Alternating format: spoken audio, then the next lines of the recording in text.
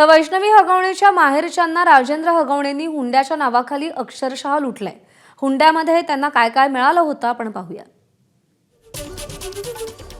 वैष्णवीच्या माहेरच्यांनी लग्नामध्ये 51 तोळे सोनं दिलं।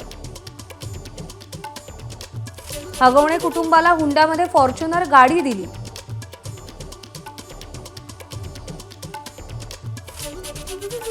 सात किलो वजनाची चांदीची ताटं आणि भांडी दिली।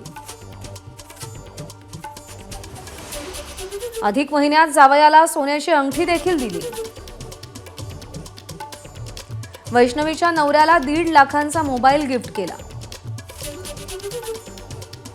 माहेरी आल्यावर प्रत्येक वेळी जावयाला 50,000 ते 1 लाख रुपये दिले।